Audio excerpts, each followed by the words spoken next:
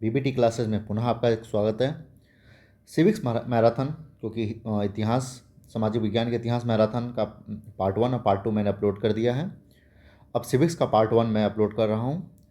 तो इसकी जो पहली टॉपिक है, और पहली टॉपिक स्टार्ट ना करके मैं भारतीय संविधान से स्टार्ट करूँ कि थोड़ा सा भारतीय संविधान के बारे में हम लोग देख लें, है ना, कि भारतीय संविधान है क्या।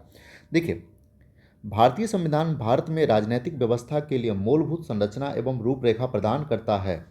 अतः भारत का संविधान एक आधारिक संरचना प्रदान करता है जिसके तहत इसके लोगों को शासित किया जाना है। देखिए, इसके 3 अंग, महत्व जो इंपॉर्टेंट चीज़ें हैं, भारतीय संविधान के 3 महत्वपूर्ण अंग कौन कौन से हैं, उस चीज़ को हम लोग देख लेते हैं, है ना। 3 इंपॉर्टेंट अंग कौन कौन से हैं? विधिका, कार्यपालिका और न्यायपालिका। ये इनके 3 अभिन्न अंग हैं, ठीक है ना। भारतीय संविधान राज्य के विभिन्न अंगों की शक्तियों, भूमिकाओं एवं उत्तरदायित्व को भी परिभाषित करता है। यह एक दूसरे के साथ एवं नागरिकों के साथ भी उनके संबंधों को परिभाषित तथा विनियमित करता है, ठीक है।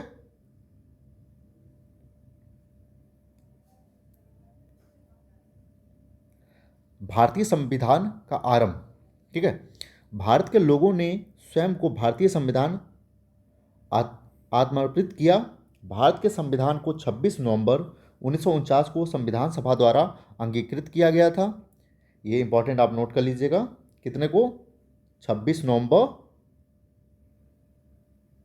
1949 को। हालांकि यह 26 जनवरी 1950 को पूर्ण रूप से अस्तित्व में आया, जिसको हम रिपब्लिक डे के रूप में भी मनाते हैं। भारतीय संविधान के मूल रूप में 22 भाग, 395 अनुच्छेद और 8 अनुसूचियां हैं। ये चीज़ें आप नोट डाउन कर लीजिएगा। कितने भाग हैं? 22 भाग हैं। कितने अनुच्छेद हैं? 395 अनुच्छेद हैं। और कितनी अनुसूचियां हैं? 8 अनुसूचियां हैं, जो समय समय पर संशोधन किया गया है, ठीक है ना। विगत 70 वर्षों के दौरान 105 से अधिक संशोधन हुए। संविधान में 4 नई अनुसूचियां भी जोड़ी गई तथा अनुच्छेदों की संख्या में वृद्धि भी हुई, ठीक है ना। तो अब अनुच्छेदों की संख्या कितनी है? 395 से अधिक। ये भी ऑप्शन में आता है। कितनी अनुसूचियां जोड़ी गई है? 4 अनुसूचियां जोड़ी गई। अनुच्छेदों की संख्या में वृद्धि हुई है। भारतीय संविधान अपनी भावना एवं अनूठी विशेषताओं के मामले में अद्वितीय है। भारतीय संविधान की मुख्य विशेषता आधारिक संरचना एवं दिशा निर्देशों का एक समुच्चय प्रदान करना है, ठीक है। आगे देखते हैं। भारतीय संविधान का निर्माण। भारत में पहली बार एम.एन. राय ने 1934 में भारत के लिए एक संविधान सभा के निर्माण का विचार सामने रखा। वह भारत में कम्युनिस्ट आंदोलन के अग्रणी थे। कौन थे? एम.एन. राय। 1934 में इन्होंने संविधान सभा के निर्माण का सबसे पहले नींव रखा था। 1935 में भारतीय राष्ट्रीय कांग्रेस ने आधिकारिक रूप से भारतीय संविधान का निर्माण करने हेतु संविधान सभा की मांग की। किसने किया? राष्ट्रीय कांग्रेस ने, आधिकारिक तौर पे 1935 में। वर्ष 1938 में कांग्रेस की ओर से जवाहरलाल नेहरू ने घोषणा की कि वयस्क मताधिकार के आधार पर चुनी गई संविधान सभा द्वारा स्वतंत्र भारत के संविधान को बिना किसी बाहरी हस्तक्षेप के तैयार किया जाना चाहिए। किसने ये कहा था? जवाहरलाल नेहरू ने, ठीक है ना। संविधान सभा की कार्यप्रणाली। संविधान सभा का गठन ब्रिटिश भारत सरकार द्वारा एक संविधान का निर्माण करने हेतु हुआ। संविधान सभा की प्रथम बैठक 9 दिसंबर 1946 को हुई थी। कब हुई थी पहली बैठक? 9 दिसंबर 1946 को। संविधान सभा की बैठक में केवल 211 सदस्यों ने भाग लिया। सबसे पुराने सदस्य डॉक्टर सच्चिदानंद सिन्हा को विधानसभा का अस्थायी अध्यक्ष चुना गया। किसे अस्थायी अध्यक्ष? अस्थायी अध्यक्ष किसे चुना गया? डॉक्टर सच्चिदानंद सिन्हा को विधानसभा का अस्थायी सदस्य चुना गया। टोटल कितने लोगों ने भाग लिया? 211। और टोटल कितने सदस्य थे? 299, ठीक है। कितने सदस्य थे? 200, लेकिन भाग कितने लोगों ने लिया? 211। कुछ समय बाद डॉक्टर राजेंद्र प्रसाद को विधानसभा के अध्यक्ष के रूप में चुना गया एवं एच.सी. मुखर्जी तथा बी.टी. कृष्णामाचारी दोनों विधानसभा के उपाध्यक्ष के रूप में। अध्यक्ष किसको बाद में फिर चुना गया? डॉक्टर राजेंद्र प्रसाद को, और एच.सी. मुखर्जी तथा बी.टी. कृष्णामाचारी को विधानसभा का उपाध्यक्ष चुना गया, ठीक है। ये सब नोट डाउन करते जाइए आप लोग, ठीक है ना।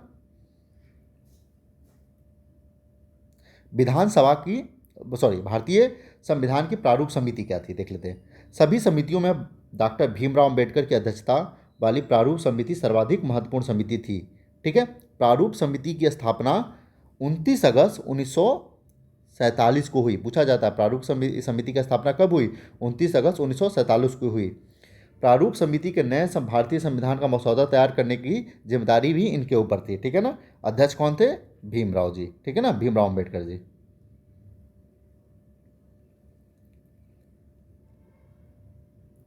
ये उतना इंपॉर्टेंट नहीं है, मैं इसको लीव करता हूँ। ठीक है, अगर आप लोग देखना चाहें तो देख लीजिए।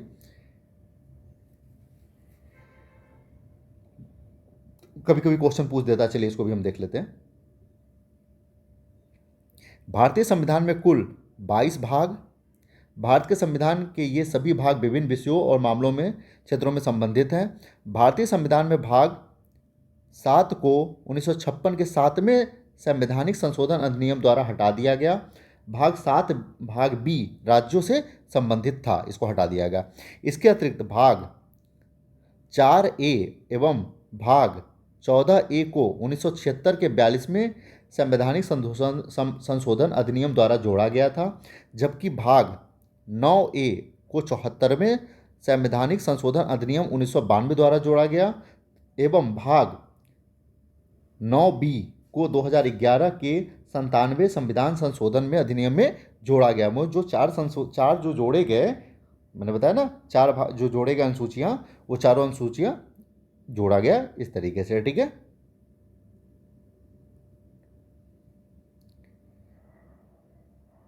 अब देख ले रहे हैं भारतीय संविधान की प्रस्तावना।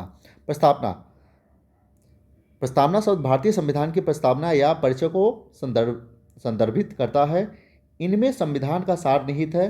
भारतीय संविधान की प्रस्तावना को संविधान का पहचान पत्र भी कहा जाता है। भारतीय संविधान को प्रस्तावना उद्देश्य प्रस्ताव पर आधारित है, जिसमें पंडित नेहरू ने तैयार किया और प्रस्तुत किया गया था तथा संविधान सभा द्वारा अंगीकृत किया गया था। प्रस्तावना को 1976 के 42वें संवैधानिक संशोधन अधिनियम द्वारा संशोधित किया गया, जिसमें 3 नए शब्द समाजवादी, धर्मनिरपेक्ष और अखंडता को जोड़ा गया है। बहुत इंपॉर्टेंट चीज़ है, 2 चीज़ इसमें। संविधान सभा का पहचान पत्र किसे कहा जाता है? भारतीय संविधान के प्रस्तावना को कहा जाता है। और संविधान में 42वें संशोधन में क्या क्या जोड़ा गया था? समाजवादी शब्द, धर्मनिरपेक्ष और अखंडता को जोड़ा गया था।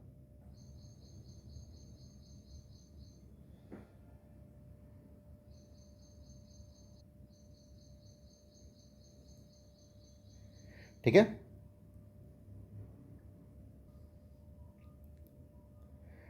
ठीक। भारतीय राज्य की प्रकृति प्रस्तावना भारत को एक समाजवादी, संप्रभुत्व, लोकतांत्रिक, धर्मनिरपेक्ष एवं गणतांत्रिक राज्य के रूप में घोषित करता है। भारतीय संविधान के उद्देश्य या उद्देश्यों के रूप में स्वतंत्रता, न्याय, समानता एवं बंधुत्व को निर्देशित करता है। और इसका अंगीकरण कब किया गया? 26 नवंबर 1949 में। अब इसकी विशेषता देख ले रहे हैं। भारतीय संविधान की मुख्य विशेषता क्या है? सबसे लंबा लिखित संविधान किसका है? भारतीय संविधान। विभिन्न स्रोतों से आहरित, कठोरता एवं नम्रता का मिक्सर है ये। एकात्मक झुकाव के साथ संघीय प्रणाली, सरकार का संसदीय स्वरूप, संसदीय संप्रभुता एवं न्यायिक सर्वोत्ता का संश्लेषण, एकीकृत एवं स्वतंत्र न्यायपालिका, मौलिक अधिकार, राज्य के नीति निर्देशक सिद्धांत, मौलिक कर्तव्य, एक धर्मनिरपेक्ष राज्य, सार्वभौमिक वयस्क मताधिकार, एकल नागरिकता, स्वतंत्र निकाय, आपातकालीन प्रावधान, त्रिस्तरीय सरकार और सहकार्य समिति। ठीक है, अब थोड़ा मूल अधिकार के बारे में देख लेते हैं। जो हमारा मूल अधिकार वो क्या है? वो 12 से 35 तक है। ठीक है ना। मूल अधिकारों का एक समुच्चय है जिसमें सर्वोच्च न्यायालय द्वारा सरकारी अधिक्रमण से उच्च स्तर की सुरक्षा की आवश्यकता के रूप में मान्यता दी गई है। ये किसके द्वारा दिया गया? सर्वोच्च न्यायालय के द्वारा। मूल अधिकार 12 से 35 नस्ल, धर्म, लिंग इत्यादि के आधार पर विभेद के बिना लागू होगा। यानी जो भी मूल अधिकार मिलेगा उसमें किसी तरीके से ऐसा नहीं कि महिला को मिलेगा तो पुरुष को नहीं मिलेगा, और लिंग के आधार पर, नस्ल के आधार पर नहीं। जो भी रहेगा समान रूप से भारत का नागरिक होने के अधिकार से आपको पूर्ण रूप से मिलेगा। मूल अधिकारों के बारे में, ठीक है। भारत के संविधान के तहत प्रत्याभूत मूल अधिकार अपनी प्रकृति में मौलिक है, क्योंकि उन्हें भूमि के मौलिक कानून में शामिल किया गया है। अधिकारों का शाब्दिक अर्थ उन स्वतंत्रताओं से है जो व्यक्तिगत कल्याण के साथ साथ समुदाय के कल्याण के लिए आवश्यक हो। ठीक है। अब क्या क्या है वो मूल अधिकार हम लोग मेन देख लेते हैं, ठीक है ना। मेन जरूरी है हम मूल अधिकारों के बारे में देख लें, ठीक है। वो मूल अधिकार कौन कौन से हैं, ठीक है ना। वो मूल अधिकार कौन कौन से हैं आपके? समानता का अधिकार 14 से 18, स्वतंत्रता का अधिकार 19 से 22, शोषण के विरुद्ध अधिकार 23-24, शैक्षिक एवं सांस्कृतिक अधिकार 29-30, ठीक है। मूल अधिकारों के परिवर्तन के लिए संवैधानिक उपचारों का अधिकार अनुच्छेद 32। ये आपको याद रखना। समानता का अधिकार किसमें है? 14 से 18, स्वतंत्रता का अधिकार 19 से 22, शोषण के विरुद्ध अधिकार 23 से 24 और शैक्षिक एवं सांस्कृतिक अधिकार 29 से 30, ठीक है ना। ये आप चीज़ नोट डाउन कर लीजिएगा, ठीक है। आगे बढ़ते हैं हम लोग। अब देखते हैं कि हमारे संविधान में कौन कौन सी चीज़ें कहाँ कहाँ से ली गई है, ठीक है ना। इसके बारे में भी देख लेते हैं, बहुत बार पूछा जाता है, ठीक है। तो आगे हम लोग बढ़ते हैं। संयुक्त राज्य अमेरिका यूएसए से क्या क्या लिया गया है, ठीक है।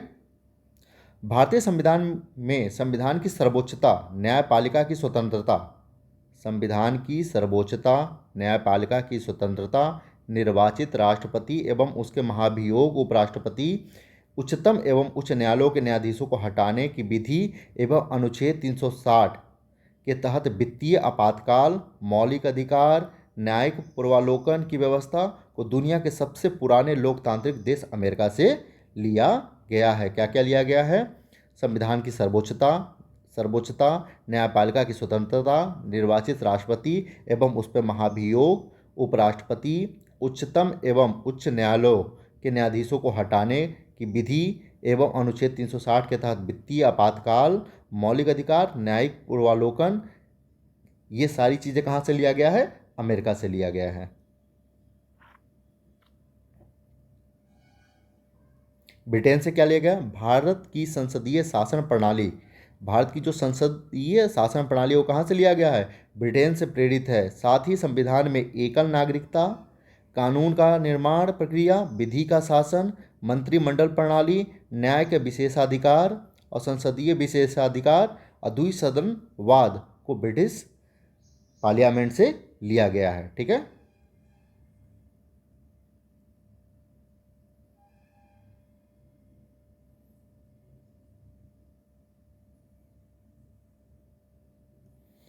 क्या कह रहा है? एकल नागरिकता के तहत भारतीय नागरिक को किसी दूसरे देश की नागरिकता नहीं ले सकता। भारत में सिर्फ सिंगल नागरिकता ही चलता है, ठीक है ना। अब जर्मनी से क्या लिया गया है देख लेते हैं हम लोग। भारत के संविधान में आपातकाल के समय के अधिकारों के संबंध में प्रावधान यूरोपीय देश जर्मनी के संविधान से लिया गया है कि आपातकालीन में जो आपके मौलिक अधिकार हैं वो कौन कौन से खत्म कर दिए जाएंगे, कौन से रहेंगे, क्या रहेगा क्या नहीं रहेगा, ये सारी चीज़ें कहाँ से लिया गया है? जर्मनी से लिया गया है। इसमें आपातकाल के दौरान राष्ट्रपति के पास मौलिक अधिकारों के निलंबन संबंधी शक्तियाँ, आपातकाल के समय मूलभूत अधिकारों में सरकार का बदलाव कर सकती है। हालांकि भारतीय संविधान में आपात अपबंधों को 3 भागों में बांटा गया है। अनुच्छेद 352 के तहत राष्ट्रीय आपात स्थिति, अनुच्छेद 356 के तहत राज्यों में संवैधानिक तंत्र की विफलता या राष्ट्रपति शासन की स्थिति और अनुच्छेद 360 के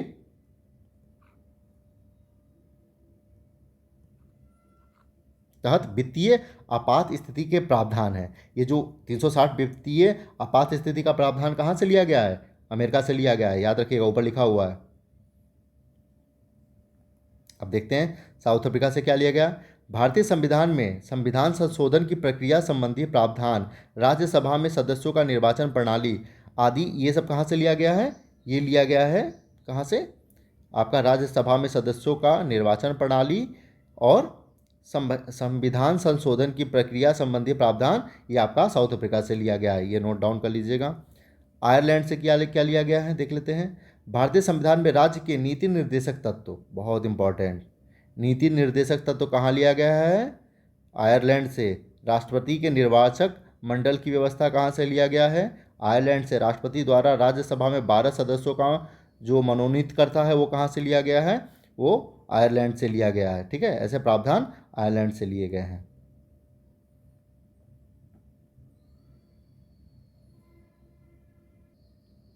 सोवियत संघ से क्या लिया गया? भारतीय संविधान में मौलिक कर्तव्यों के प्रावधान, मूल कर्तव्यों और प्रस्तावना में सामाजिक, आर्थिक और राजनीतिक न्याय का आदर्श तत्कालीन सोवियत संघ यानी रूस के संविधान से लिया गया है। ठीक है, एक बार कनाडा का फिर से देख लेते हैं। भारतीय संविधान में संघीय शासन की व्यवस्था, केंद्र के अधीन अतिविशिष्ट शक्तियां, केंद्र द्वारा राज्य के राज्यपाल की नियुक्ति और राष्ट्रपति के उच्चतम न्यायालय के साथ जो परामर्श करता है।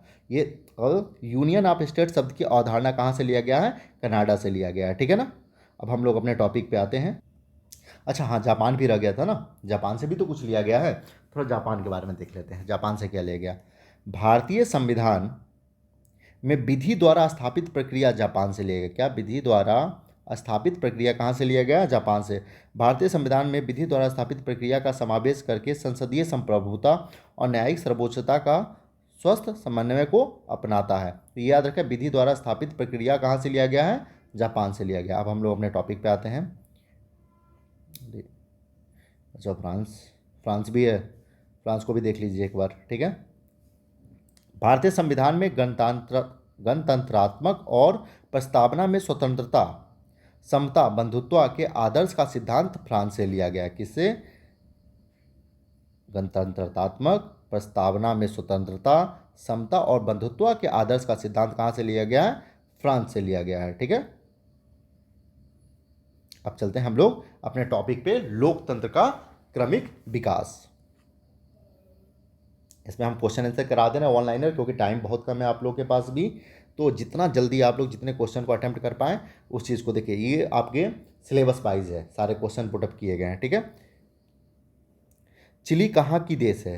यानी चिली किस देश, किस महादेश में पड़ता है, किस महाद्वीप पे पड़ता है? तो दक्षिण अमेरिका। कहाँ पे? दक्षिण अमेरिका। ठीक है, आगे बढ़ते हैं। चिली में सोशलिस्ट पार्टी की स्थापना किसने की? तो आयेंदे ने। किसने? आयेंदे ने।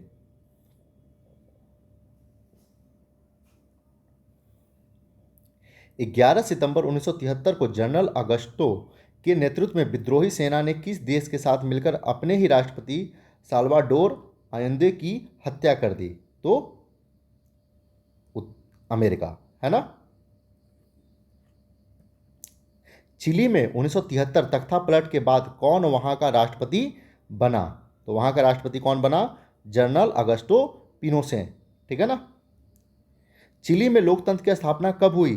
तो चिली में लोकतंत्र की स्थापना 1988 में हुई। सब नोट डाउन आप लोग करते जाइए। 20वीं शताब्दी के अंत तक पोलैंड पर किस दलों का कब्जा था? तो साम्यवादी दलों का कब्जा था पोलैंड पे। ठीक है ना। साम्यवादी दलों का सबसे प्रमुख देश कौन सा? रूस था। ठीक है ना। पोलैंड के पोलिश यूनाइटेड वर्कर्स पार्टी का नेता कौन था? तो जारू जेल्स्की। कौन था? जारू जेल्स्की। पोलैंड के गडास्क शहर में अवस्थित लेनिन जहाज कारखानों के मजदूरों में कब हड़ताल शुरू की थी? तो लेनिन ने कब किया था हड़ताल? तो 14 अगस्त 1980 में। 14 अगस्त 1980 में। गडास्क के हड़ताली मजदूरों ने सरकार के खिलाफ आंदोलन क्यों किया था? तो देखते हैं। एक क्रेन चालक महिला को गलत ढंग से नौकरी से निकालना, साम्यवादी मजदूरों को छोड़कर दूसरे मजदूरों को दबाकर रखना, ये इस वजह से ये आंदोलन किया गया था। गडास्क आंदोलन के नेता कौन थे? तो लेक वालेशा। कौन थे? लेक वालेशा। गडास्क हड़ताली मजदूरों की मांग क्या थी? तो उनकी मांग क्या थी? देश में स्वतंत्र मजदूर संघों को मान्यता दिया जाए, राजनीतिक बंदियों को रिहा किया जाए, प्रेस पर लगी सेंसर से हटाई जाए, यानी जो प्रेस पे सेंसर्स लगाए गए थे उसको भी हटाया जाए। ठीक है ना। ये उनकी डिमांड थी। लेक वालेसा के नेतृत्व में मजदूरों ने जारूस्की सरकार के साथ 21 सूत्रीय समझौता किया। यह किस नाम से प्रसिद्ध है? इसको बोलते हैं गडास्क संधि। ठीक है ना। पोलैंड के गडास्क संधि के बाद एक नया मजदूर संगठन की स्थापना हुई, उसका नाम क्या था? तो उसका नाम क्या था? सोलिदरनोस्क और सॉलिडेरिटी, है ना।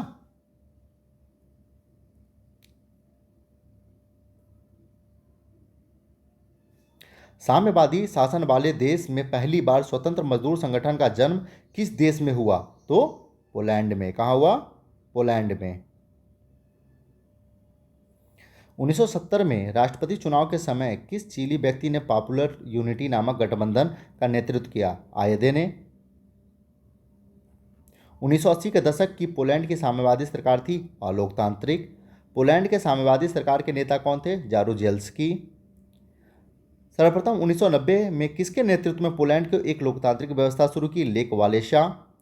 लोकतांत्रिक देशों में आज़ादी होती थी अभिव्यक्ति की, विरोध करने की, संगठन बनाने की और प्रेस की आज़ादी होती थी। चिली में अलोकतांत्रिक सरकार के समय किसका शासन था? सैनिकों का शासन था। पोलैंड में अलोकतांत्रिक सरकार के समय किसका शासन था? तो पार्टी का। पोलैंड में पार्टियों का था और वहाँ पे चिली में किसका था? तो चिली में सैनिकों का था। अफ्रीकी महादेश में 1950 तक कौन सा लोकतांत्रिक था? तो वहाँ पे इजिप्ट था। लिच्छवी गणराज्य के केंद्रीय समिति के पास कुल कितने राजा प्रतिनिधि थे? तो 1707। बौद्धकालीन राज्यों में कौन सी शासन व्यवस्था थी? तो लोकतांत्रिक। छठी ईसा पूर्व शताब्दी में बुद्ध काल में गंगा घाटी के गणराज्य में लोकतांत्रिक शासन व्यवस्थाओं के प्रमाण मिले। इनमें कौन कौन से गणराज्य शामिल थे? तो कपिलवस्तु के शाक्य, सुबार पर्वत के भावों का प्रांत और अलकंब का बोली। ठीक है। लोकतंत्र की स्थापना के प्रारंभ कब से माना जाता है? तो फ्रांसीसी क्रांति 1789 से, यहीं से लोकतंत्र की स्थापना होती है। यूरोपीय देशों में लोकतंत्र की प्रेरणा किस देश से मिलती है? तो फ्रांस से। पहली क्रांति यही हुई थी ना। 1789 के फ्रांसीसी क्रांति ने किस तत्वों को स्थापित किया? तो उसने क्या किया? मातृत्व, समानता, स्वतंत्रता एंड बंधुत्व। ठीक है ना। 1789 के बाद फ्रांस में लोकतंत्र था अपूर्ण, पूर्ण लोकतंत्र नहीं था। ठीक है ना। अमेरिका में कब ब्रिटिश हुकूमत का विरोध का संघर्ष हुआ? 18वीं शताब्दी के उत्तरार्ध में, यानी 18वीं शताब्दी के उत्तरार्ध काल में, है ना। यानी 18वीं शताब्दी आने वाला था उस समय। अमेरिका कब स्वतंत्र हुआ? 1776 में। ठीक है ना। और इसके युद्ध को मान्यता मिली थी 83 में, कि इसने जो युद्ध लड़ा है उसको मान्यता दिया गया कि हाँ वो सही है, वो 83 में दिया गया। लेकिन आज़ादी की घोषणा इन्होंने 4 जुलाई 1776 में ही कर दिया था। ठीक है ना। अमेरिका में लोकतांत्रिक संविधान कब लागू हुआ? 1789 में। ठीक है। न्यूजीलैंड में कब सार्वजनिक वयस्क मताधिकार प्राप्त हुआ? 1893। घाना पहले ब्रिटेन का उपनिवेश था और इसका नाम क्या था? Gold Coast. ठीक है, क्या था नाम? Gold coast. घाना को क्या बोलते थे? Gold Coast. राजनीतिक अधिकारों हेतु लामे एनक्रुमा ने संघर्ष की तथा यहाँ पर लोकतंत्र स्थापित। वहाँ का नेता कहाँ का नेता था? वो घाना का नेता था। कहाँ का नेता था? घाना का नेता था। राजनीतिक अधिकार हेतु लामे एनक्रुमा ने संघर्ष की तथा वहाँ लोकतंत्र स्थापित किया। वो कहाँ का नेता था? वो घाना का नेता था। घाना कब आज़ाद हुआ? तो 1957 में। ठीक है ना। 10 साल ऐड कर दीजिएगा भारत से। एनक्रुमा सरकार की तख्तापलट कब हुई? तो 1966 में। रूस में संवैधानिक वयस्क मताधिकार कब मिला? तो 1917 में, जब रूस की क्रांति हुई। ठीक है। सोवियत संघ विघटित हुआ कब हुआ? सोवियत संघ विघटित हुआ 1991 में। नेपाल का संविधान कब बना? 1948 में। कब बना? 1948 में। नेपाल में पहली बार 1959 में राजा महेंद्र द्वारा संसद के लिए चुनाव हुए, लेकिन पुनः कब रद्द कर दिया गया? तो 1962 में पुनः रद्द कर दिया गया। पहली बार 1959 में। नेपाल के प्रथम गणतंत्र राष्ट्रपति कौन थे? तो डॉक्टर रामवर्धन यादव। कौन थे? डॉक्टर रामवर्धन यादव। म्यांमार में राजनीतिक गतिविधियों किसके द्वारा चलाया जाता था? तो म्यांमार में सैनिकों के द्वारा चलाया जाता था। किसके द्वारा? सैनिकों के द्वारा। संयुक्त राष्ट्र की स्थापना 1945 में हुई। इसमें कितने सदस्य थे? तो इसमें टोटल सदस्यों की संख्या वर्तमान में 193, स्टार्ट जब हुआ था तब 50 था। ठीक है ना। संयुक्त राष्ट्र की सुरक्षा परिषद में कितने सदस्य हैं? तो संयुक्त राष्ट्र सुरक्षा परिषद में कुल टोटल कितने सदस्य हैं? तो 15 सदस्य हैं, 5 अस्थाई और 10 अस्थाई। ठीक है ना। और इन्हीं को सारी फैसिलिटी प्राप्त है।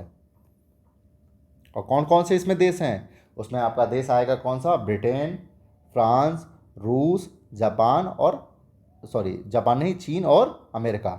ठीक है, ये 5 देश हैं।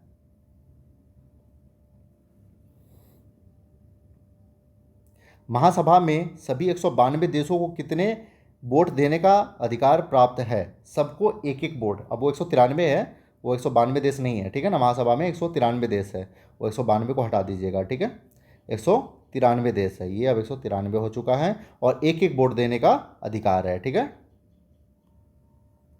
और इनकी बैठक भी एक साल में एक ही बार होती है।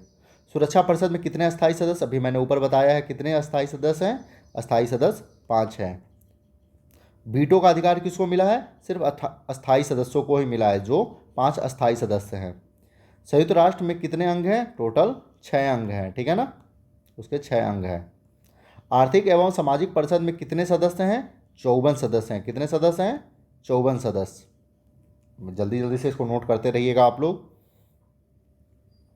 जो क्षेत्र स्वतंत्र नहीं है तथा स्वशासन का विकास नहीं था, उसे कौन देखता था? तो उसको न्याय परिषद देखता था। कौन देखता था? न्याय परिषद। अंतर्राष्ट्रीय न्यायालय में कितने न्यायाधीश होते हैं? टोटल न्यायाधीशों की संख्या होती है 15 और इनका कार्यकाल कितना होता है? 9 वर्ष। ठीक है ना। अगला टॉपिक है लोकतंत्र क्या है और क्यों। ठीक है ना, लोकतंत्र ऐसा शासन है जिसमें लोगों का लोगों के लिए लोगों द्वारा शासन किया जाता है। यह कथन किसका है? तो अब्राहम लिंकन का। ठीक है, आगे देखते हैं। आम चुनाव 2008 में पाकिस्तान के राष्ट्रपति तथा प्रधानमंत्री कौन बने? और हाँ, सिर्फ इसमें 4 ऑप्शन दिए गए। ठीक है, ये क्वेश्चन आप लोग एक बार देख लीजिएगा, गूगल पे सर्च कर लीजिएगा। ठीक है ना। वोट देने का अधिकार भारत में कितने वर्ष के लोगों को है? 18 वर्ष के लोगों का। प्रत्यक्ष लोकतंत्र कहाँ है? स्विट्जरलैंड में। सऊदी अरब में महिलाओं को मत देने का अधिकार कब प्राप्त हुआ? तो 2015 में, बहुत लेट प्राप्त हुआ है। चीन में भयंकर अकाल कब पड़ा? तो 1958 से 1962 तक। इसको ग्रेट लीप फॉरवर्ड भी कहा जाता है, नरक का दौर भी कहा जाता है। भारत में आपातकालीन कब लागू हुआ? आपातकालीन 1975 में लागू हुआ, इंदिरा गांधी की सरकार थी। ठीक है ना। प्रतिनिधि लोकतंत्र में सभी लोग शासन के संचालन में भाग नहीं लेते, केवल कौन लेता है? प्रतिनिधि। यानी लोकतंत्र में जनता का शासन तो होता है, लेकिन जिसको आप प्रतिनिधि बनाकर भेजते हैं वही भाग लेता है। ठीक है ना। लोकतांत्रिक देश में शासन कौन करता है? जनता करता है। ठीक है। चीन में कौन सा शासन व्यवस्था है? तो कम्युनिस्टों का शासन व्यवस्था है। राजशाही शासन व्यवस्था कहाँ है? तो भूटान में। जदयू, जो बिहार की एक पार्टी है, उसका चुनाव चिन्ह क्या है? तीरछा। वर्ष 2008 के अगस्त सितंबर महीने में बिहार के किस क्षेत्र में भयंकर बाढ़ आई थी? तो उत्तरी बिहार में। अब आते हैं नेक्स्ट टॉपिक, आपका क्या है? संविधान निर्माण। इसके बारे में आपको मैंने ऊपर दिखाया भी, भारत संविधान मैंने पढ़ा दिया है। आगे देखते हैं। ठीक है ना। किसी देश के शासन जिन नियमों एवं सिद्धांतों के आधार पर चलता है, उन सिद्धांतों या नियमों को क्या कहा जाता है? तो उन संविधान कहा जाता है। ठीक है ना। दक्षिण अफ्रीका में कब यूरोपियन कंपनियों का व्यापार करने आई थी? 17वीं और 18वीं शताब्दी में।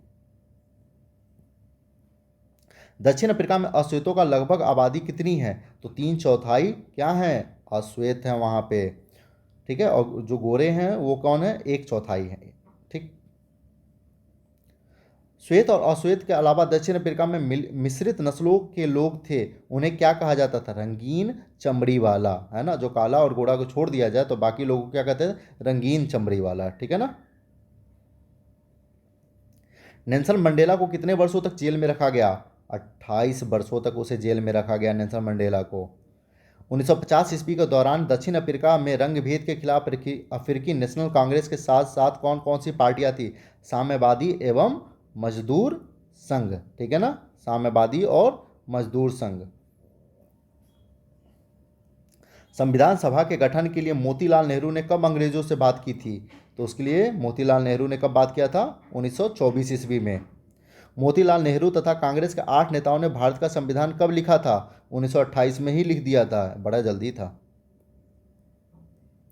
1931 के किस अधिवेशन में एक प्रस्ताव में यह रूपरेखा रखी गई थी कि भारत का संविधान कैसा होगा? तो कराची अधिवेशन में ही, 1931 में कराची अधिवेशन में भारत का संविधान कैसा होगा इसकी रूपरेखा तैयार कर ली गई थी। चुने गए जनप्रतिनिधियों की जो सभा संविधान नामक विशाल दस्तावेज को लिखने का काम करती है, वह कहलाती है संविधान सभा। भारतीय संविधान के लिए कब चुनाव हुए थे? तो जुलाई 1946। भारतीय संविधान सभा की पहली बैठक कब हुई थी? तो मैंने बताया था दिसंबर 1946 में। भारतीय संविधान लिखने के लिए कुल कितने सदस्य थे? 299। बट कितने लोग पहले मीटिंग में शामिल हुए थे? 211। संविधान सभा के लिए चुनाव में भाग किसने लिया था? प्रांतीय असेंबली के सदस्यों ने। संविधान सभा के चुनाव में भाग किसने लिया था? प्रांतीय असेंबली के सदस्यों ने। प्रारूप समिति के अध्यक्ष कौन थे? Doctor Bhimrao Ambedkar. Constitute assembly debates कितने खंडों में प्रकाशित किया गया? 12 खंडों में प्रकाशित किया गया। किस देश से प्रेरणा लेकर समकालीन दुनिया के अधिकांश देश अपने संविधान की शुरुआत एवं उद्देशिका में करते हैं? तो अमेरिका। पहला गणतांत्रिक देश कौन सा है? अमेरिका है। इसी को गणतंत्र की जननी भी कही जाती है, ठीक है ना। भारतीय संविधान में कितनी अनुसूचियां हैं? टोटल 12 अनुसूचियां हैं। कितने भाग हैं? 22 भाग हैं। कितने अनुच्छेद हैं? तो 395 से अधिक। हमारे संविधान के 42वें संविधान संशोधन द्वारा प्रस्तावना में भारत को समाजवादी घोषित किया गया। उसमें 3 शब्द जोड़े गए थे, समाजवादी, अखंड और समता, ठीक है ना। तो समाजवादी राज्य घोषित किया गया। आगे बढ़ते हैं। संविधान के 86वें संशोधन अधिनियम 2002 के द्वारा किसे मौलिक अधिकारों में शामिल किया गया? तो शिक्षा के अधिकार को मौलिक अधिकारों में शामिल किया। 1976 के 42वें संविधान संशोधन द्वारा कितने मूल कर्तव्यों का उल्लेख है? तो टोटल ध्यान रखिएगा 10 मूल कर्तव्यों का उल्लेख है। वयस्कता की उम्र पहले 21 वर्ष थी, लेकिन संविधान के 66वें संशोधन द्वारा इसे 18 वर्ष कर दिया गया। कब किया गया था? 1889 में। कब किया गया था? 1889 में। नहीं तो पहले 21 साल वाले ही वयस्क माने जाते थे। राष्ट्रीय एकता को मजबूत करने के लिए हमारे संविधान में किस लिपि को राष्ट्रभाषा घोषित किया गया? तो देवनागरी लिपि को।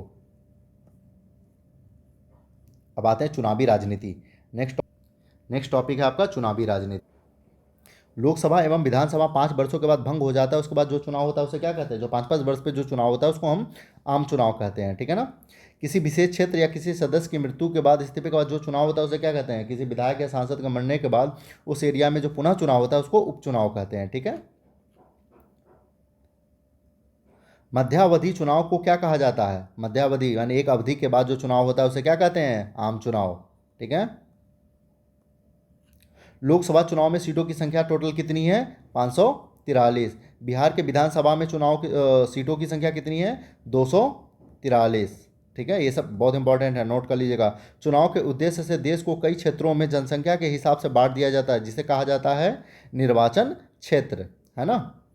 जो चुनाव के हिसाब से बांटा जाता है, निर्वाचन क्षेत्र। किस निर्वाचन क्षेत्र में आप आते हैं, पूछा जाता है ना। विधानसभा के द्वारा चुने गए प्रतिनिधि को क्या कहा जाता है? तो विधानसभा में एमएलए और लोकसभा में सांसद, एमपी, ठीक है ना। वार्ड पार्षद के निर्वाचन क्षेत्रों के लिए आम बोलचाल में क्या कहा जाता है? सीट, ठीक है ना। लोकसभा में कितने सीटें अनुसूचित जातियों के लोगों के लिए आरक्षित है? तो 79, ठीक है ना। 79 सीटें अभी भी रिजर्व है लोकसभा में।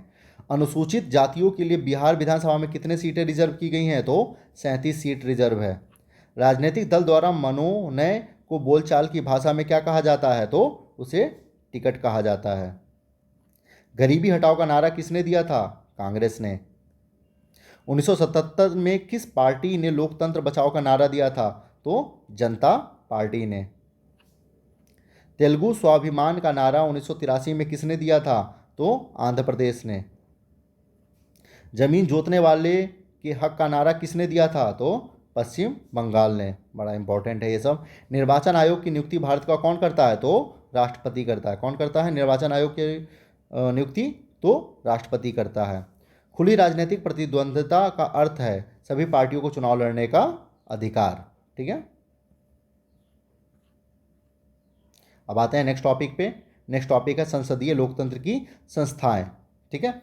गैर संवैधानिक संस्थाएं किसके द्वारा निर्मित होती है? तो गैर संवैधानिक संस्थाएं किसके द्वारा? तो लेजिस्लेचर यानी विधायिका, ठीक है ना। विधायिका के द्वारा होती है। 3 अंग होता है ना, विधायिका होता है, कार्यपालिका होता है, न्यायपालिका होता है। Legislature, executive and the judiciary. संवैधानिक संस्थाएं के अंतर्गत आते हैं, कौन आता है? तो वित्त आयोग आता है, और कौन आता है? आपका नियंत्रक महालेख लेखा परीक्षक आता है। संवैधानिक संस्था में? राष्ट्रीय मानवाधिकार आयोग, राष्ट्रीय महिला आयोग, राष्ट्रीय विकास परिषद, बिहार राज्य बाल संरक्षण किसके अंतर्गत आते हैं? गैर संवैधानिक है ये, है ना, गैर संवैधानिक। इसकी नियुक्ति कौन करता है? तो विधायिका। राजनैतिक कार्यपालिका एवं अस्थायी कार्यपालिका है क्या? कार्यपालिका के दो भाग हैं, यानी कि एग्जीक्यूटिव के दो भाग हैं। कौन से? राजनीतिक कार्यपालिका एवं अस्थायी। अस्थायी में वही डीएम, एसपी ये लोग आते हैं आपके, ठीक है, जितने अधिकारी लोग हैं सेंट्रल गवर्नमेंट के। और राजनीतिक कार्यपालिका में वो लोग जो इलेक्शन के थ्रू आते हैं, जिनका एक कार्यकाल होता है, उसके बाद उनका चुनाव होता है। राष्ट्रपति, प्रधानमंत्री, मंत्रिपरिषद किसके अंतर्गत आते हैं? तो देखिए ये लोग तो 5 साल के लिए होते हैं ना, तो ये 5 साल या इनका चुनाव होता है, तो ये राजनीतिक कार्यपालिका के अंतर्गत आएंगे, ठीक है। राष्ट्रपति किसके सलाह से कार्य संपन्न करते हैं? तो प्रधानमंत्री और मंत्रिपरिषद के सलाह से, ठीक है ना। आगे आते हैं, उपराष्ट्रपति का निर्वाचन कितने वर्षों का होता है? तो 5 वर्षों का होता है। पिछड़ी जाति आयोग कब गठित किया गया? तो 1789 ईस्वी में, ठीक है ना। पिछड़ी जाति आयोग 1789 ईस्वी में। पिछड़ी जाति के अध्यक्ष बीपी मंडल द्वारा कब पिछड़ी जातियों के लिए 27% आरक्षण की घोषणा मांग की गई थी? तो 1980 में। मंडल रिपोर्ट को किसने 1980 में लागू किया था? तो अभी ऊपर आपने देखा बीपी सिंह ने, ठीक है ना। इंदिरा साहनी एवं अन्य बनाम भारत सरकार मामला किससे संबंधित है? मंडल रिपोर्ट के विरुद्ध, ठीक है ना, उसके विरुद्ध आया था ये।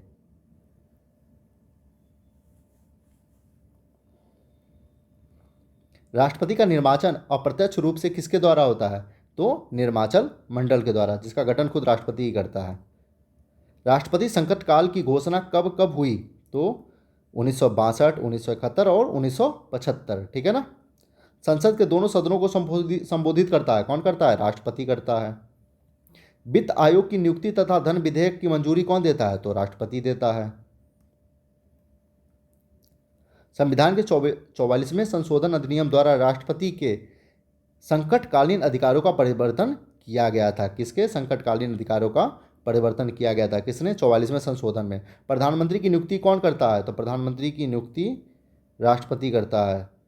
अब कहेंगे भाई ये तो चुनाव से होता है, नहीं, उनकी नियुक्ति तो वही करता है, शपथ वही दिलाता है ना, शपथ पत्र भी राष्ट्रपति ही देता है, ठीक है ना, ये ध्यान रखिएगा, नियुक्ति वही कराता है। जनप्रतिनिधियों के सभा को कहा जाता है, क्या कहा जाता है? जहाँ जनप्रतिनिधि सब बैठते हैं, संसद भवन। अमेरिकी संसद कहलाता है, क्या कहलाता है? कांग्रेस। आगे चलते हैं। डायट, ड्यूमा और नेशनल असेंबली क्रमशः कहाँ के संसद का नाम है? तो डायट कहाँ का है? जापान का है। ड्यूमा कहाँ का है? रूस का है। फ्रांस का। National assembly. नए कानून बनाना, वर्तमान कानून में संशोधन तथा समाप्त करना किसके अंतर्गत आता है?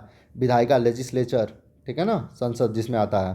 केंद्र तथा राज्य स्तरीय विधायिकी को क्रमशः क्या कहा जाता है? संसद और विधान मंडल, ठीक है ना। अमेरिकी तथा इंग्लैंड के लोकसभा को क्या कहा जाता है? प्रतिनिधि सभा और हाउस ऑफ कॉमन्स, ठीक है। अमेरिका का प्रतिनिधि सभा और हाउस ऑफ कॉमन्स इंग्लैंड का, ठीक है ना। द्वितीय सदन कहलाता है राज्यसभा, ठीक है ना, इसी को उच्च सदन भी कहा जाता है। अमेरिका तथा इंग्लैंड के द्वितीय सदन का नाम क्या है? तो senate and house of lies. कानून बनाने हेतु प्रस्ताव तैयार किया जाता है, उसे क्या कहा जाता है? कोई भी कानून बनाने के लिए विधेयक पास किया जाता है, ठीक है ना। साधारण विधेयक और वित्त धन विधेयक है, विधेयक के दो भाग। अध्यक्षीय शासन के उदाहरण है संयुक्त राज्य अमेरिका, श्रीलंका और दक्षिण अफ्रीका, ठीक है ना। अध्यक्षीय शासन के उदाहरण है संयुक्त राज्य अमेरिका, श्रीलंका और दक्षिण अफ्रीका। संसदीय शासन के उदाहरण है, संसदीय शासन के उदाहरण कौन है? तो अमेरिका। अध्यक्षीय और संसदीय शासन का संयुक्त रूप कहाँ पे है? तो स्विट्जरलैंड एंड फ्रांस। राज्य कार्यपालिका का प्रधान कौन होता है? तो राज्यपाल। राज्यपाल की नियुक्ति कौन करता है? राष्ट्रपति। विभिन्न विश्वविद्यालयों के कुलपति कौन होते हैं? तो राज्यपाल। विधानसभा के सदस्यों के अधिकतम तथा न्यूनतम कितनी संख्या होती है? तो अधिकतम 500 होनी चाहिए और न्यूनतम 60 होनी चाहिए, ठीक है ना। विधानसभा के लिए आंग्ल भारतीय समुदाय को छोड़कर अन्य सदस्यों का चुनाव होता है प्रत्यक्ष रूप से, ठीक है ना। विधानसभा के लिए न्यूनतम उम्र कितनी होनी चाहिए? तो 25 वर्ष। विधानमंडल में कानून बनाने वाला प्रमुख सदन कौन सा है? तो आपका विधानसभा। देश का सबसे बड़ा न्यायालय सर्वोच्च न्यायालय। सुप्रीम कोर्ट सर्वोच्च न्यायालय कब से अस्तित्व में है? तो 26 जनवरी 1950 से ही अस्तित्व में है। राज्यसभा चलाने के लिए कुल सदस्यों की संख्या कितनी होनी चाहिए? तो 1/10 कम से कम होना चाहिए राज्यसभा चलाने के लिए, ठीक है ना। अगस्त 2001 में भारतीय संसद में एक संवैधानिक संशोधन करके लोकसभा एवं विधानसभा के कुल स्थानों का कब तक जाम कर दिया गया? तो उसको जाम कर दिया गया है 2026 तक, ठीक है ना। संसद के दोनों सदन में दोनों पक्षों में मृत्यु की संख्या समान होने पर अपना निर्णय मत देने का अधिकार किसे है? लोकसभा एवं राज्यसभा के अध्यक्ष का। स्पीकर ऑफ लोकसभा या स्पीकर ऑफ राज्यसभा। लोकसभा के निर्वाचित सदस्यों की संख्या 550 निश्चित है। इसमें प्रमाण भारतीय संघ के राज्य और संघीय क्षेत्र के लिए सदस्य हैं कितने? 530 और मिनिमम 20। भारतीय संविधान में क्या उप प्रधानमंत्री की जगह है? नहीं, भारत में उप प्रधानमंत्री की जगह नहीं है। सेना का कमांडर और चीफ कौन होता है? राष्ट्रपति। राज्य के सभी न्यायालयों में सर्वोपरि है, तो राज्य में सबसे बड़ा कौन होता है? हाई कोर्ट होता है। कौन होता है? High court. पटना उच्च न्यायालय की स्थापना कब की गई? तो 1 मार्च 1916 को पटना हाई कोर्ट की स्थापना की गई थी। उच्च न्यायालयों के न्यायाधीश कब तक अपने पद पर रह सकते हैं? तो उनका मैक्सिमम एज कितना होना चाहिए? 62। इसके बाद वो नहीं रह सकते हैं। सर्वोच्च न्यायालय के न्यायाधीश अपने पद पर कब तक कार्य कर सकते हैं? तो सर्वोच्च न्यायालय का क्या रहेगा? 65 वर्ष। उच्च न्यायालय का 62 और सर्वोच्च न्यायालय का 65, ध्यान रखिएगा, ठीक है ना। भारत में इंदिरा गांधी के समय कब आपातकाल लागू किया गया था? तो 1975। अभी आपने देखा उसमें ना ऊपर। अब अगर लास्ट टॉपिक है क्लास 9th का, ठीक है। इसके बाद आपका क्लास 10th का जो पार्ट 2 में मैं अपलोड कर दूंगा, लोकतांत्रिक अधिकार, ठीक है ना। लोकतांत्रिक अधिकार में देखते हैं इराक में लोकतंत्र के बहाली के नाम पर किसने अत्याचार किया? ठीक है, कितने नहीं, किसने होना चाहिए यहाँ पे, ठीक है ना। तो अमेरिकी फौजी ने अत्याचार किया, ठीक है ना। आंग सा आंग सान सू ची कहाँ के निवासी थे? म्यांमार के, ठीक है ना। कहाँ के निवासी थे? म्यांमार के। मौलिक अधिकारों का सर्वप्रथम प्रयोग कब किया गया? 1789 में, फ्रांसीसी क्रांति में, ठीक है ना। आगे देखते हैं भारत में सर्वप्रथम किसने मौलिक अधिकारों की मांग की? तो भारत में सबसे पहले मौलिक अधिकारों की मांग बाल गंगाधर तिलक ने किया। मुंबई अधिवेशन कब हुआ? 1918 में। कराची अधिवेशन कब हुआ? 1933 में, जिसमें उसकी रूपरेखा तैयार की गई थी। किसकी? संविधान की। नेहरू समिति ने कब मौलिक अधिकारों की मांग की थी? तो आपका 1928 में। शप्रू समिति ने कब मौलिक अधिकारों की मांग की थी? तो उसने मौलिक अधिकारों की मांग 1945 में की। मौलिक अधिकारों की गारंटी एवं उनकी सुरक्षा का जिम्मा किसका है? तो उसकी जिम्मा संविधान का है। अनुच्छेद 14 से 18 तक के वर्णन में क्या है? तो हमारा समता का अधिकार है, यानी समानता का अधिकार है। स्वतंत्रता का अधिकार मैंने ऊपर आपको बताया था, स्वतंत्रता का अधिकार 19 से 22 तक है, ठीक है ना। शिक्षा का अधिकार को किस भाग में रखा गया है? तो भाग 3 में रखा गया है, बाद में ये जोड़ा गया था, ठीक है ना। 2002 के किस संवैधानिक संशोधन में शिक्षा को मौलिक अधिकार बनाया गया? तो 86वां संशोधन में, ठीक है ना। ये सब याद रखिएगा। आरटीआई का पूर्ण रूप क्या है? Right to information. सूचना का अधिकार कानून कब आया? तो 2005 में। राष्ट्रीय मानवाधिकार आयोग की स्थापना 1993 में किया गया। रैगिंग का अर्थ है कष्ट देना, जो रैगिंग कॉलेजों में होता है। किस अनुच्छेद के अंतर्गत सफलता पर सभी बच्चियों को उसके माता पिता द्वारा शिक्षा अवसर प्रदान किया जाएगा? अनुच्छेद 51 क के द्वारा, ठीक है ना। गर्भधारण पूर्व और प्रसूति पूर्व निदान तकनीक लिंग चयन प्रतिनिधि अधिनियम 1994 संबंधित है भ्रूण हत्या को रोकने के लिए। न जांच होगी ना आप हत्या करेंगे, ठीक है ना। माता पिता एवं वरिष्ठ नागरिक भरण पोषण अधिनियम कब लागू हुआ? 2007 में। सूर्यास्त के बाद और सूर्योदय से पहले किसी पुलिस द्वारा गिरफ्तार नहीं किया जा सकता। किसको? महिला को। वाह भाई, बढ़िया राइट्स है महिलाओं को। मर्डर करके रात भर में भाग जाओ। महिलाओं को किसी भी अवस्था में फांसी या मृत्युदंड की सज़ा नहीं दी जा सकती। किसको? गर्भवती महिला। इनको तो और प्रॉफिट है ब्रो, क्योंकि उसमें क्या, इसलिए नहीं, प्रॉफिट की बात नहीं है, क्योंकि अगर उस समय हत्या, उसका फांसी देते हैं या कुछ भी करते हैं, उसको मृत्युदंड देते हैं, तो आप एक की हत्या नहीं कर रहे हैं, उसके पेट में रह रहे बच्चे की भी हत्या करते हैं, इसलिए वो नहीं दिया जाता है। ठीक है ना।